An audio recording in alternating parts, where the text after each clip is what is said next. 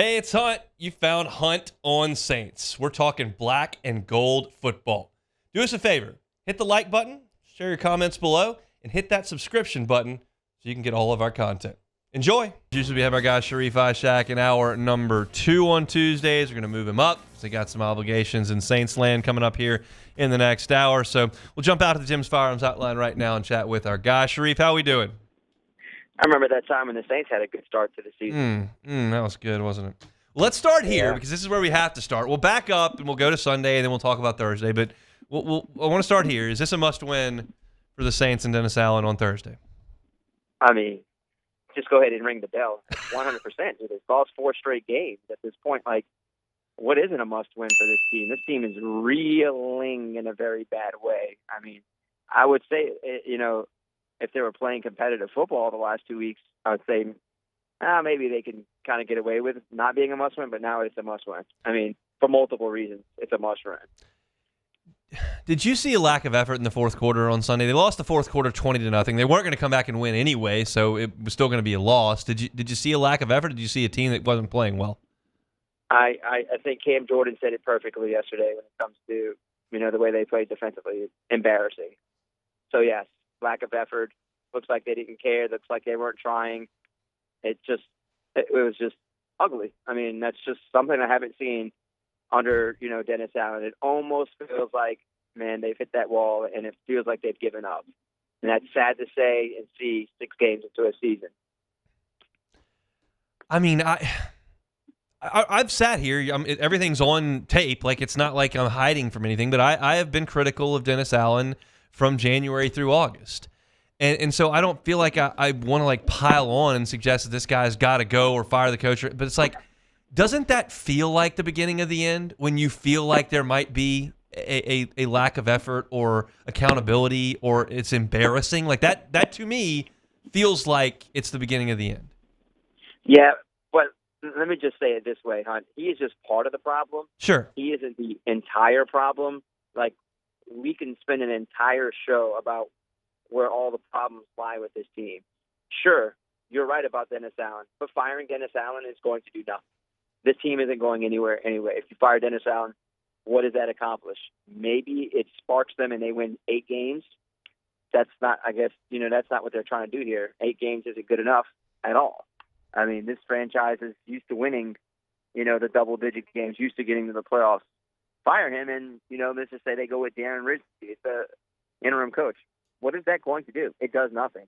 So that's why I just don't see them firing Dennis Allen. I think they have much bigger problems that, they need to address in a major way, Hunt. I mean, I am talking about their lack of ability to draft, their lack of ability to, develop those players, lack of ability to, maintain and keep those players healthy. And it is just a long list of things that, we can keep on going on about. But there's a lot of dirty hands in this, man. Mickey Loomis is involved in it. Jeff Ireland is involved in it. I mean, no one is is absent from the blame. A lot of these people need to be blamed for the downfall of the Saints. It just can't be Dennis Allen that's the scapegoat. It has to be at every single level, from top to bottom. No, I'm with you. And I'm not suggesting that he's poisoned the franchise and that they've got to get rid of him. I'm just suggesting it's pretty evident there's going to be a change. I just don't see a way out of that at head coach. I don't think you can get 3 years and have no results to back any support, in my estimation. I'm 100% with you on that for sure. I think that just you're right about that, because it's all on paper, it's all on film, it's there. I mean, the only excuse, and I know people aren't going to like this, is that they're going to use injuries as an excuse for what's going on right now. And they could possibly say, well, they were doing well until Eric McCoy and Taysom Hill got hurt. They were high-flying offense. But, Hunt, there's no guarantee your team can stay healthy an entire season if you run it back again next year. There is no, guarantee. Who says that they won't get hurt in game 1 and you have the same problem again? It's just, once again, it's a roster thing. And, yeah, it is a coach thing at times, but in my opinion, if I'm going to do it, I would do it after the season, because it accomplishes nothing during the middle of a season where you're not going anywhere anyway. So yeah, I would be on board with him, with them making a coaching change, but that should not be the only change they make whenever it comes to this franchise after this season.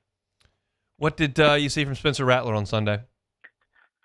I saw a guy who was comfortable in the bootleg, the play action in the first half, but then Todd Bowles, being a good defensive coach, made the adjustments, and they started bringing the house. They started bringing the pressure, and no matter what they did, it just did not work.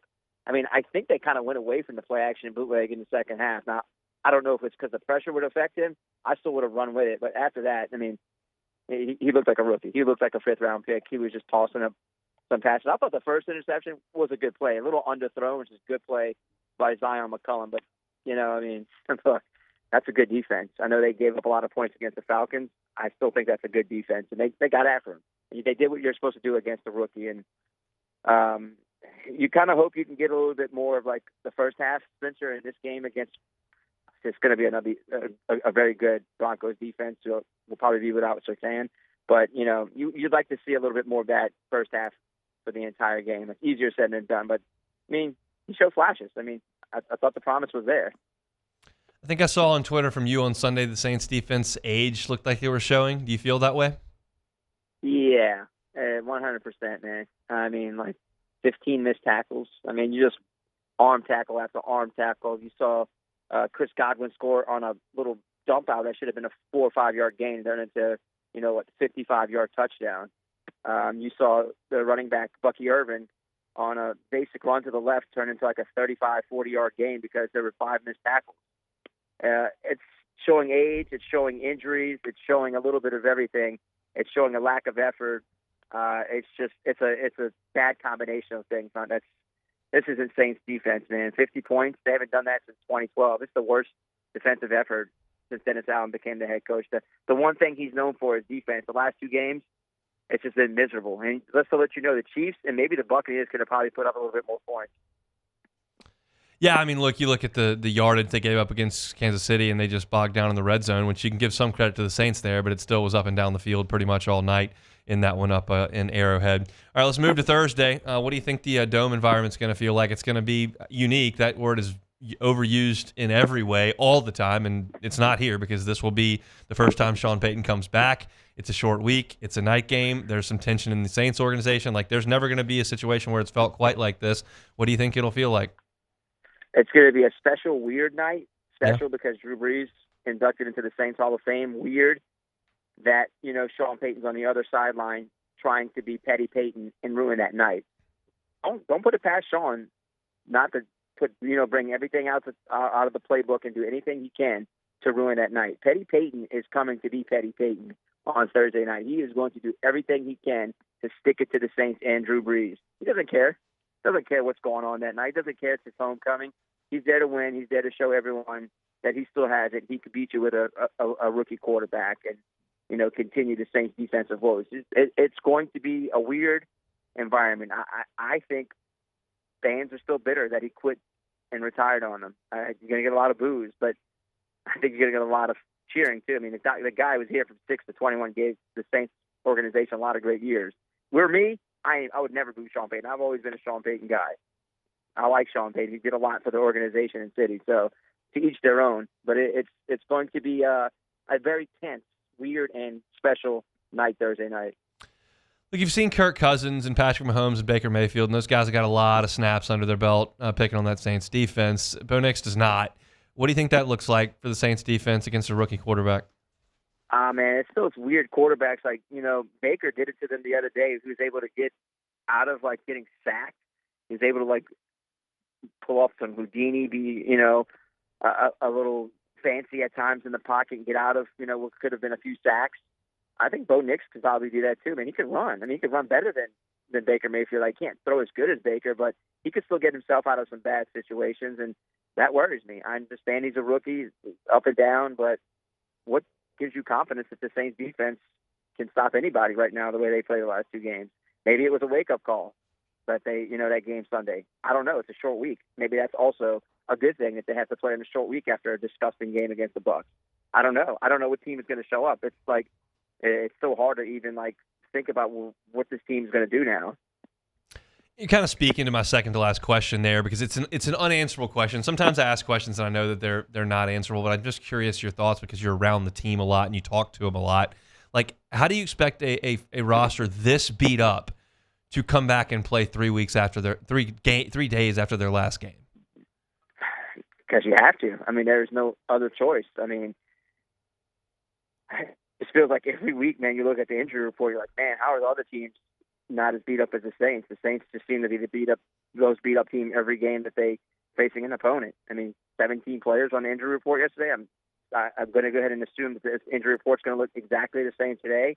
Maybe a couple of players might be limited, or maybe a full practice. But yeah, I just have to at some point. I mean, you have to just show up and play. It's going to make tons of money to play. They understand it. There's no excuses. Everybody has to play that short week from a Sunday to a Thursday. I mean, they have zero excuses at this point. Like, show up. All right. How does it go on Sunday night? That did not sound encouraging. Yeah. Yeah. That's all I have. I mean, we'll let you get to work then. We appreciate the hard work, Sharief. Enjoy the Dome on Thursday. All right, man. We'll see. We'll see what happens Thursday. We shall see. He's Sharief Ishaq, WDSU down there in New Orleans. I truly mean that. And, like, I realize that I pay attention to words more than most, have a journalism background and writing now some a little bit and talking for a living. Like, I notice words, I think, more than most do. Unique is just absolutely annihilated in its use. I see it's pretty unique or more unique or kind of unique. Unique is one. That means there's one. That's unique. You can't be pretty unique. You can't be kind of unique. Can't be more unique. You could be unique or not unique. And Thursday in the Dome will be unique. You've got a fan base that's cranky. You've got a coach that led the organization to new heights across the sideline from his defensive coordinator. You've got Drew Brees going to the Hall of Fame. There's all those dynamics at play, and that's never been the case in the Superdome for the Saints in the history of their organization. So it's going to be unique and fascinating on Thursday to kind of see how that unfolds. But we'll be talking about it certainly for the rest of the week here on the Hunt Palmer Show. Hey, it's Hunt. Thanks for watching Hunt on Saints. Before you leave, help us out a little bit. Hit that like button, leave your comments in the section below, and hit that subscribe button so you get all our content right here from Hunt on Saints. We'll see you next time.